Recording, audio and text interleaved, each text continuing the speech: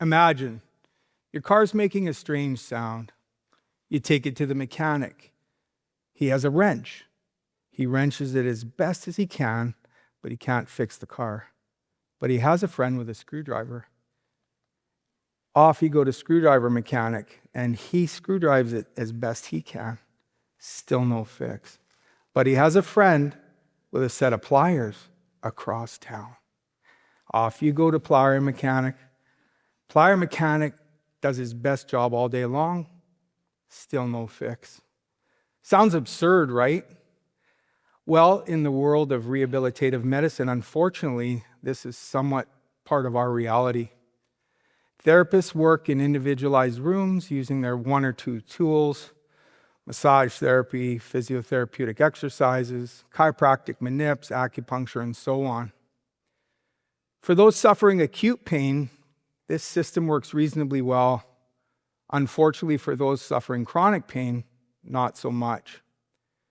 Patients typically bounce around from therapist to therapist, from clinic to clinic, having to adjust their therapeutic needs to their therapist toolkit instead of the other way around. This isn't necessarily the fault of the therapeutic community, but at best we deliver fragmented care that leaves those suffering chronic pain feeling hopeless, desperate, and lost. Can someone please explain to me how we can approach car repair with a full toolkit and a systematized diagnostic process, but we can't say the same for rehabilitative medicine? My fascination with systems, tools, and diagnostics began way before I ever got into the world of rehab medicine.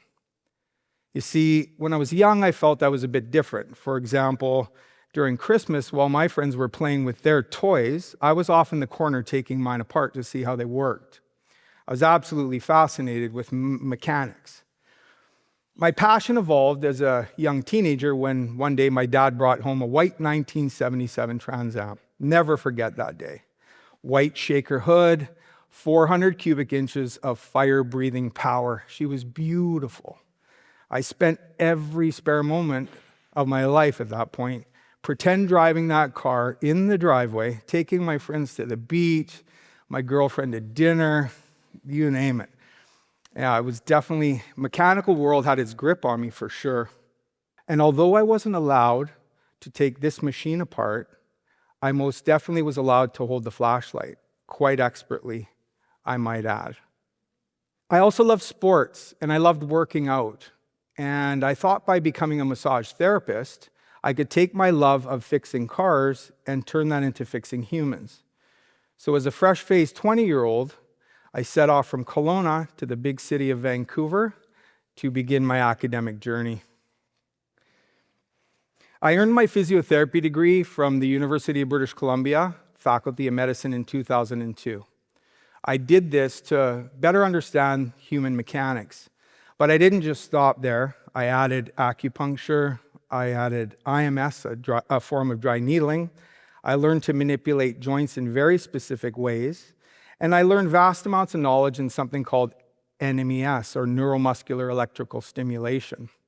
I did all of this so I could better help my chronic caseload heal. You see, that's the philosophy that I've always built my practice around, by combining disciplines. Loosening techniques versus via manual therapy, aligning and stabilizing techniques, finally tightening and strengthening techniques. Does that sound familiar to any of you? Loosening bolts, aligning parts, then tightening the bolts back down again.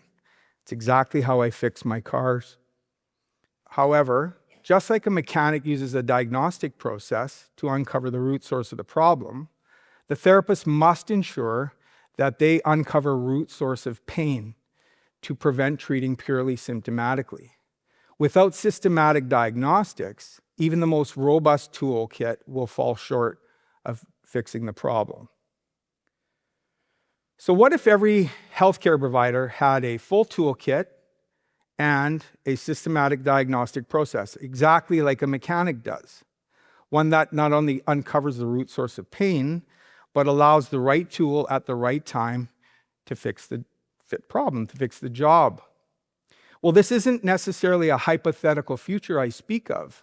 It's one we're beginning to get a glimpse of thanks to recent advancements in regenerative medicine.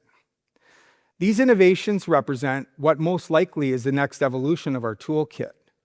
By combining regenerative medicine with physical forms of therapy in a treatment platform known as regenerative rehabilitation, we could then go beyond being able to offer the chronic patient more than just temporary relief. We could actually begin to support the body's own natural repair systems, potentially allowing us to improve functional mobility in ways we never have been before.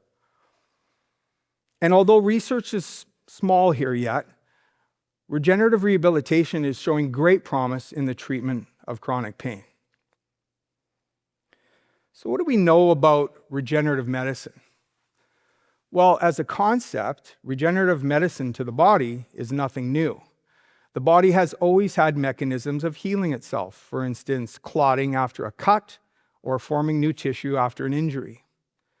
The two most widely discussed topics within this field are stem cells and PRP, or platelet-rich plasma. Both are being looked at in how we take something that naturally occurs in the body, concentrating it, and then placing it into an area that desperately needs it for max result.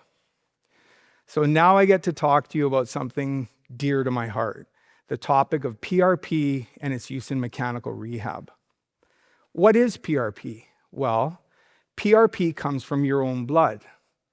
What we do here is we take a blood draw, we take that whole blood, we put it into a centrifuge and we spin it, separating the red blood cells from the plasma. The plasma is rich in platelets, hence the term platelet-rich plasma. The platelets themselves have growth factors in them, and it is these growth factors that are responsible for two major things during tissue healing or repair.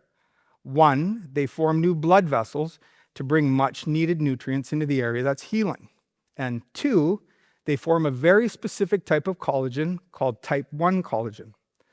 Type 1 collagen is the main substrate in tendon, ligament, joint capsule, and menisci like those found in your knee. PRP is gaining traction in the musculoskeletal medical world, where its use in treating tendon injuries and ligament injuries, as well as chronic joint condition problems such as osteoarthritis, is becoming much more common. And although not fully mainstream, thanks to acceptance of regenerative medicine, this reflects the optimism of PRP's potential in being able to go beyond current limitations in physical therapeutic treatment regimes.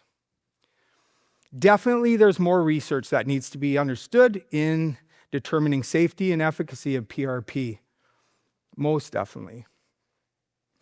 I'm very pro-positive on PRP's ability to help now and in the future. And we need to approach these new innovations and therapies not as a standalone fix, but as part of a system. Just like a mechanic wouldn't rely solely on one diagnostic tool to fix every car, the therapist has to ensure that we integrate these new therapies as part of a broader toolkit that is inclusive of systematic diagnostics, physical therapy, and patient education. So what if we embraced all these possibilities? What would that look like? Well, for starters, patients that faced few or limited treatment options would be able to potentially restore their functional mobility. Chronic cases that perplexed and confounded us could be looked at in a new light.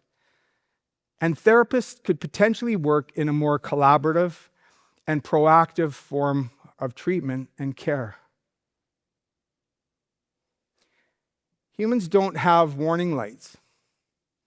We don't have a dashboard that lights up telling us our oil is low. We just feel pain. We feel pain. If your car's alignment is off and you replace the tires, it's useless. It's the same concept in treating chronic pain. To practitioners, I say this: build your toolkits. Be curious, be innovative, and embrace the possibilities that regenerative medicine can and will bring us in the future. For patients, I say be aware. Advocate for yourself and seek therapists that not only have the tools, but the thoughtfulness and innovation to apply them correctly. You see, I'm not here to just fix pain. I'm here to fix systems. I'm here to transform lives, and I'm here to make sure that no one, and I mean no one, suffers needlessly in chronic pain. Because when we approach physical rehab, much like a mechanic would, thoughtfully, comprehensively, and with the right toolkit, the possibilities are endless. Thank you.